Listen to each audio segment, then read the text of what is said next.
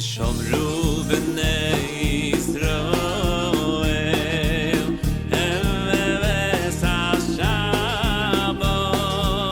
ועשויס es השבוס.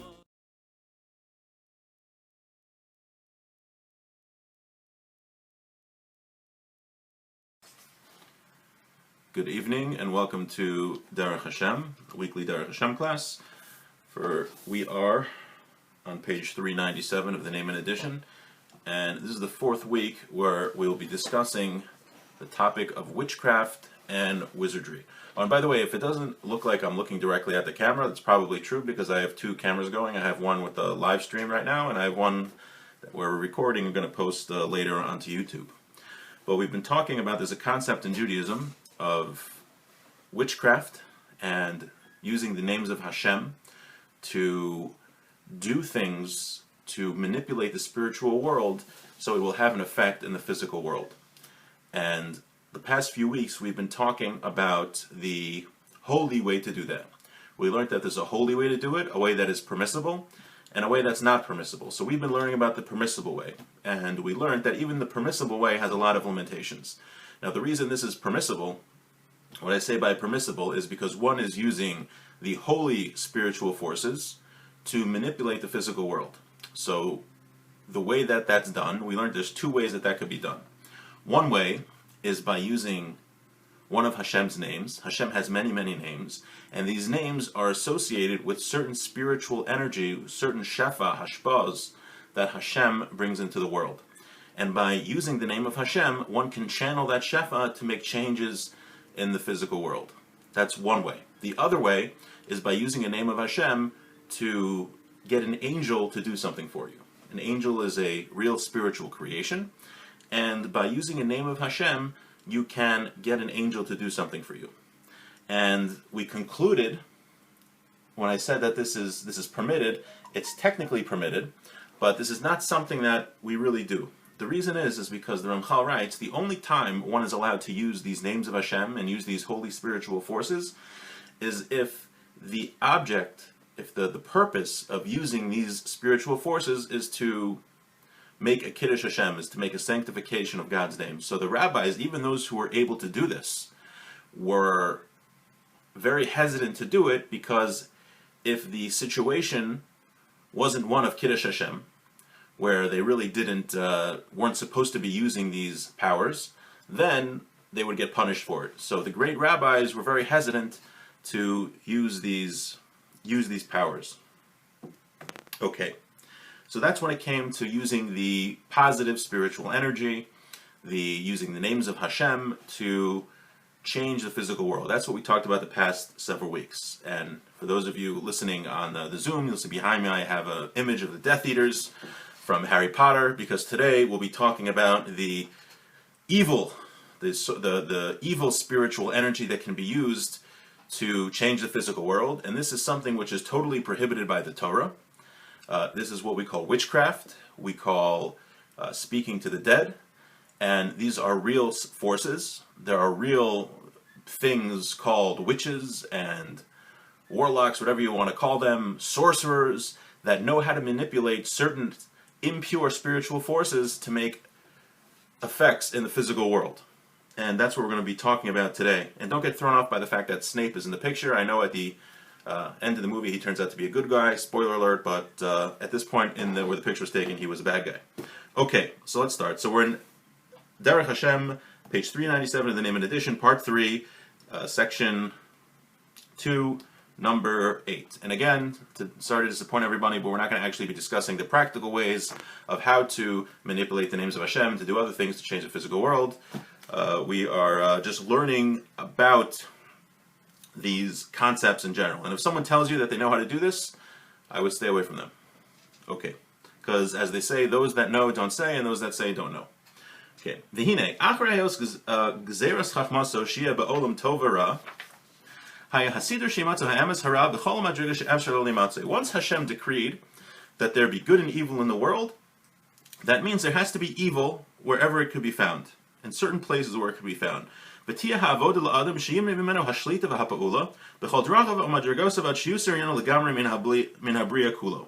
And man's mission is to desist from following evil until evil is totally eradicated from the world. So God put evil in the world. Wherever there's good, there has to be evil. There's good in the world, so Hashem made evil. And a human being's job is to distance himself from the evil until evil is eventually eradicated. We'll discuss shortly what that means, that evil will be eradicated. Ve'ulam, Tirsha Adam Yizbarach Shemo, Hine Amitas Inyano, Sholelas Mimeno Kol Min, Chisaron Shiyeh, K'mo Shegasafti B'Chelik Aleph, Perak Aleph. When we talk about Hashem, Hashem has absolutely no deficiencies. Hashem is totally perfect. There is nothing imperfect about Hashem. And it's only in the creation that we find deficiencies and evil. So when it comes to Hashem, Hashem is totally perfect. He has no deficiencies and no evil. But in the creation, where we are, there is deficiency and evil. V'hine, haya hasidur shebaru madregas tov labruim, v'bar lehem hahefech shehu ra. Hashem created good for His creations, and He created the opposite, which is evil. Shehu hametzius ma she'efshar sheyeh lo ra, what is possible to be evil. V'yavo ha'adam b'avodaso v'yaser minyano u'min habriya kulo es hara kulo. And man has to remove the evil and to remove the evil from creation. And evil will last forever. So as we mentioned earlier in Derech Hashem, evil is not, the existence of evil, people might think, shows that there is a force besides God. God is totally good, so why is there evil in the world? Perhaps one might think, God forbid, that there is a God of evil, and many people have thought this throughout history. The Zoroastrians, the Cathars, they believe that there was a God of good and a God of evil. But we do not believe that. As we learned in Derech Hashem, even evil was created by Hashem. So how could God, who is totally good, create evil? So we learned that the way God creates evil is different than the way He creates good. The way God creates good is directly. He directly sends His hashpah, His emanations, and that creates good. The way Hashem creates evil is by creating certain emanations which are lacking, by Him hiding Himself, because the source of evil is from Hashem hiding Himself, ki'ilu. He is not shining forth all of His countenance. And then the evil comes into existence through the spiritual world. But the evil comes into creation from Hashem illuminating Himself, but hiding Himself within that illumination. So the source of evil is from Hashem, but He didn't create it directly as He created good directly. Good was created as a direct emanation, whereas evil was created through Hashem hiding Himself, and then that evolved down into evil as it comes into the world. Now the Ramchal here says that good is going to last forever, but evil is not. Evil will eventually be destroyed.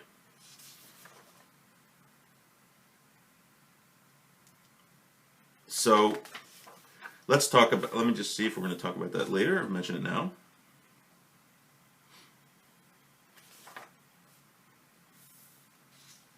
So let's mention that now. So why does evil exist? Evil exists for a finite time in human history, whereas good is going to last forever. So why does evil exist in the first place? So two main reasons. One is, as the Ramchal is going to talk about now, that for a person to have free will, right, God created the human being so that we have free will, so that we make the decision to do good as opposed to evil. And the only way a human being can decide to do good as opposed to evil is if he has a choice, if there's good and evil. So evil has to exist in order that a human being has the free will to choose to do good and not evil. That's one reason. The other reason, which is really tied in, is that Hashem wants humanity to recognize His oneness. Not that He is just one, but that He's the one totally in control and the source of all, everything and the source of all power. As the Das Tunos goes on into this and discusses it greatly. If anyone's in Manalapan, we study Das Tunos Sunday mornings at the Jewish Learning Center. But as Das Tunos discusses, the reason there's evil in the world is to show that God is one. How does that work? The only way to show that God is one and totally in control is by Hashem showing the opposite, that it has no power. So the opposite of Hashem being one is the existence of evil. When Hashem destroys evil, then humanity will recognize that God is one. Now that's going to happen when Mashiach comes. So that when Mashiach comes, evil is going to be eradicated, and the humanity will recognize that Hashem is one. So at that point, that's when there will be no evil. So there's two reasons that evil exists. One reason is that human beings should have free will. And number two is that evil has to exist so that Hashem can negate the evil to demonstrate to the world that he is one. So that's why evil is only going to exist for a finite period of time, because when Mashiach comes, when Messiah comes, evil is going to be eradicated. Okay, that's the general thing, but the Ramchal in Das Tfinos talks about these concepts at great length. So he's bringing it here, and he's going to discuss how this ties into our topic. So good is going to exist forever. So anything good has to have something juxtaposed to it, which is evil. Hashem, the verse says that Hashem made this in contrast to that. So in order that there be free will, if there's a source of good, there has to be a competing source of evil. Right? In the times of the first temple, there was prophecy. So there was also, which is good, people communicated directly with Hashem. But there was also a force of evil which tempted people to go away from Hashem, and that was the desire that people had to serve idols.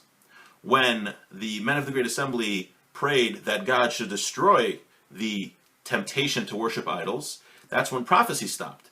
Because if we would just have prophecy and have this great spiritual level with no temptation, then there would be no free will, because everyone would just listen to Hashem, because we have direct communication with him all the time, as in prophecy.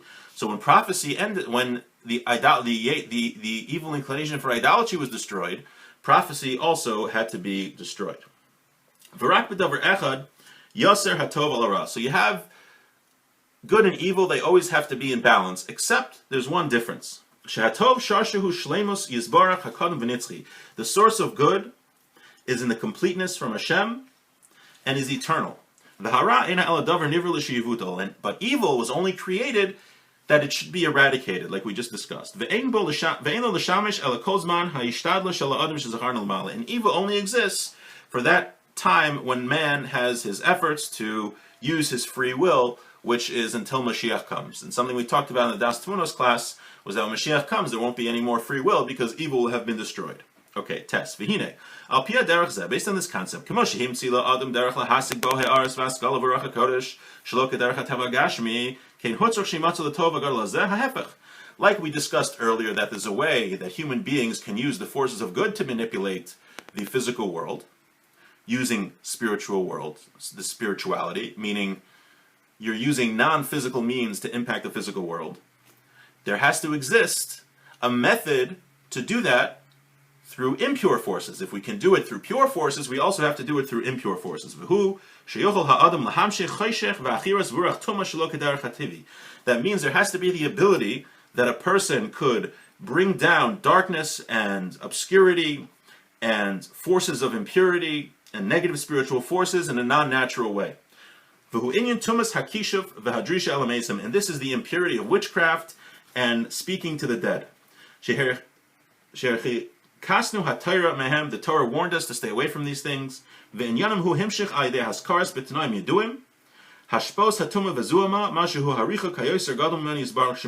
way this works is using certain conditions to draw down the emanations, the forces, we call them the forces of impurity and cloudiness. And these forces distance a person from Hashem. Hepech hadveikuspo, the opposite, mamish, the opposite of cleaving to Hashem. So the holy way of doing this was to draw down the positive forces in the world, the positive spiritual forces, and this way is by using the negative spiritual forces, the forces of impurity, the forces of evil that we discussed that Hashem created in the non-direct manner. We discussed the creation of these forces earlier. And so here too, you mention certain of these names, these impure names, and that draws down the forces of impurity on their different levels. In a non-natural way. And through that, you can do things that are non-natural things that are against nature, like sorcerers do, like the sorcerers in Egypt. That's how the sorcerers in Egypt were able to make their staff turn into snakes. And the methods that were put into the rules that were created for this,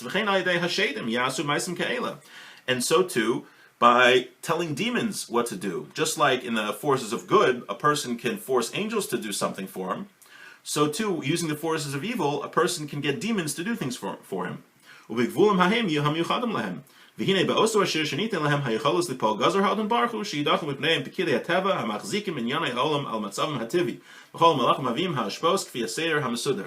Hashem created it in a way that by using these forces of impurity, a person can change the natural way of the world. And like we said before, there's usually an angel that tells, let's say, the grass to grow, and each angel has something that he's appointed to control in the physical world. So by harnessing these forces of impurity, a person can push off these angels and interfere with the natural progression, the natural order of things. And this is what the rabbi said: Shafim, witchcraft, shemachishin pamaya shamala. The witchcraft contradicts the heavenly legion, right? Because according to the heavenly legions, according to the way Hashem is operating the world, it should operate in its natural way. Now, there's no such thing as pure nature. The world is operating in its natural state, as we learned many times. It all has a source in the spiritual world, and the higher holy spiritual forces and the angels which are directing everything, not through their own volition, but serving as funnels with Hashem's power. Using witchcraft, a person contradicts this and makes the world operate in a different way. Also, witchcraft in the Torah has the death penalty. It's such a serious thing because it gives the appearance that there's another force besides Hashem, and it looks like idolatry. So that's why it has the death penalty associated with it.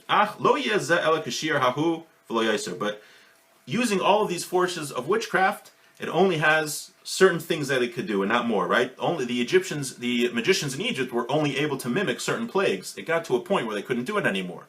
So it's not just a free-for-all. Hashem made certain rules also for these forces of impurity. And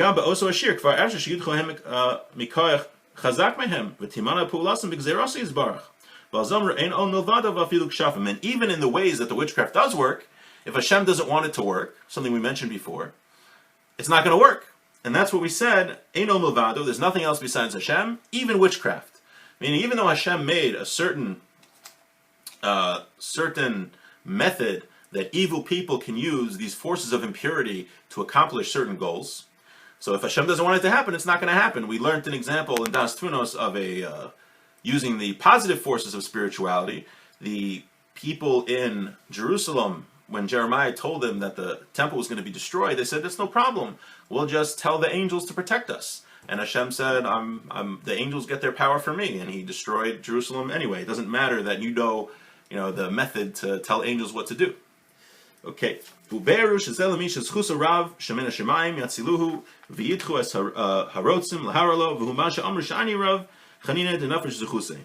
And there are certain holy people that witchcraft won't do anything to, if they have a lot of merit. This is the case of Rabbi Chanina. A witch tried to do some bad stuff to him, and it didn't have any effect because he was it says he had a lot of merit. So there are certain rules, and even when it comes to witchcraft and using these forces of impurity, that they can't be, there's a limit to what they can do. Okay, so just as this, and with that we finish the section on witchcraft. And next week, God willing, we'll talk about prophecy and divine inspiration and learn about that. It's a pillar of our faith, one of the Rambam's 13 principles. But just to summarize this section, we learned that there are primarily two, let's say call them two methods of manipulating the physical world using spiritual forces. One is using the forces of good, and that can be done by using the names of Hashem or by telling angels what to do, and we're not supposed to do that unless it's for Kiddush Hashem, if someone knows how to do it. So that's why the great rabbis were very hesitant to use it, because it's a punishment if someone uses it incorrectly. And then there is using the forces of evil. This is what the Torah warns us not to use witchcraft, because everything that Hashem created for the good, He created an opposite evil so that there should be free will. So there are negative, evil spiritual forces in the world where an evil person can manipulate these spiritual forces to manipulate the physical world, and you can tell demon, whether it's by naming one of these impure forces or by telling a demon what to do. And that is a very, very serious transgression to do in Judaism. So definitely, if you know any of these people, stay away from them. And with that, we finish this section. And next week, look forward to starting the section on prophecy. Okay, wishing everyone a great night.